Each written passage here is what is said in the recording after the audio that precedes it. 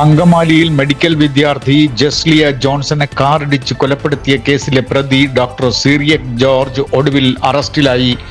വാഗമണ്ണിൽ നിന്നാണ് ഇയാളെ പോലീസ് പിടികൂടിയത്. രാവിലെ ഇയാളുടെ അച്ഛൻ ജോർജ് മാത്യുവിനെ പോലീസ് അറസ്റ്റ് ചെയ്തിരുന്നു. മകനെ രക്ഷപ്പെടാൻ അനുവദിച്ചതിനും ഒളിവിൽ കഴിയാൻ കൂട്ടുന്നതിനുമായിരുന്നു അറസ്റ്റ്. 6 ദിവസങ്ങൾക്ക് ശേഷമാണ് പോലീസിന്റെ ഈ നീക്കം വിജയത്തിലെത്തിയത്. കൊച്ചിയിലെ കുടിവെള്ള വിതരണം വിദേശ കമ്പനിക്ക് നൽകിയതിൽ വ്യാപക പ്രതിഷേധം. 6 പമ്പ് ഹൗസുകളും ഈ കമ്പനി ഏറ്റെടുത്തു കഴിഞ്ഞു എന്ന് കൊച്ചി മേയർ VK മിനിമോൾ പറഞ്ഞു. പൈപ്പ് ലൈൻ ലീക്കേജും ഇനി ഈ ഫ്രഞ്ച് കമ്പനിയാകും പരിഹരിക്കുക. 10 വർഷത്തേക്കാണ് ഫ്രഞ്ച് കമ്പനിക്ക് കരാർ നൽകിയിരിക്കുന്നത്. സർക്കാരാണ് ഈ കരാറിൽ ഒപ്പിട്ടിരിക്കുന്നത്. ആവശ്യപ്പെട്ട സീറ്റ് കിട്ടിയില്ലെങ്കിൽ RJD UDF-ലേക്ക് പോകുമെന്ന് സൂചന. CPM അനുവദിച്ച 3 സീറ്റ് എന്ന തത്വം അംഗീകരിച്ചാൽ പാർട്ടി പിളരുമെന്നും വ്യക്തമായതായി രാഷ്ട്രീയ നിരീക്ഷകർ വിലയിരുത്തുന്നു. തിരുവനന്തപുരത്ത് വിതുര മുൻ panchayat president VS Baburajan CPM വിട്ട് കോൺഗ്രസിൽ ചേർന്നു. സീറ്റ് നിഷേധമാണ് കാരണമെന്ന് പറയപ്പെടുന്നു.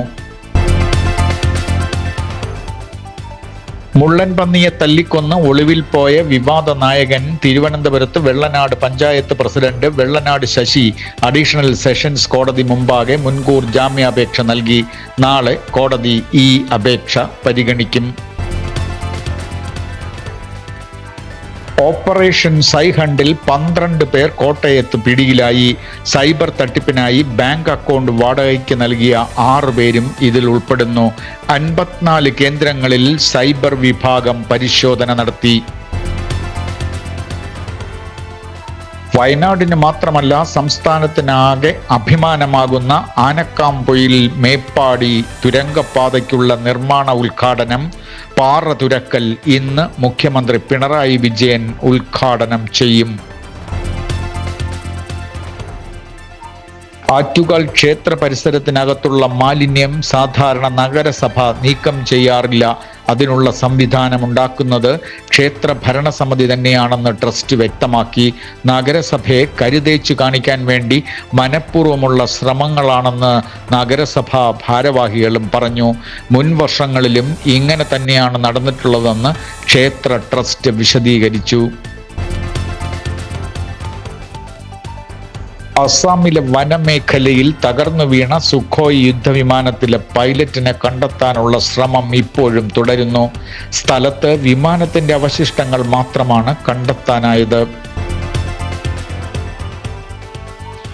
പ്രതിപക്ഷ നേതാവ് VD സതീശൻ നയിക്കുന്ന പുതുയുഗ യാത്രയുടെ സമാപനവും പൊതുസമ്മേളനവും തിരുവനന്തപുരത്ത് നടക്കുന്നതിനാൽ ശനിയാഴ്ച ഉച്ചയ്ക്ക് 2 മണി മുതൽ രാത്രി 8 മണി വരെ നഗരത്തിൽ ഗതാഗത നിയന്ത്രണം ഏർപ്പെടുത്തി. കലാഭവൻ മണി വിടവാങ്ങിയിട്ട് ഇന്ന് 10 വർഷം തികയുമ്പോഴും സ്മാരക മന്ദിരത്തിന്റെ കല്ലിടൽ പോലും ആയിട്ടില്ല എന്ന് റിപ്പോർട്ട്.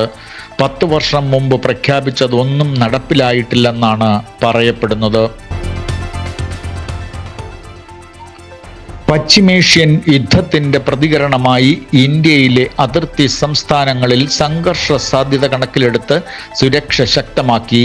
ഇതേസമയം കൊച്ചിയിലെ കയറ്റുമതി കാർഗോയിൽ 60% ചരക്കു നീക്കവും കുറഞ്ഞു. ഇന്ത്യക്ക് റഷ്യൻ എണ്ണ വാങ്ങാൻ അമേരിക്ക അനുവാദം നൽകി. യുദ്ധം തുടരുന്ന പശ്ചാത്തലത്തിൽ മറ്റു മാർഗങ്ങളില്ലാത്തത് കൊണ്ടാണ് ഈ നീക്കം.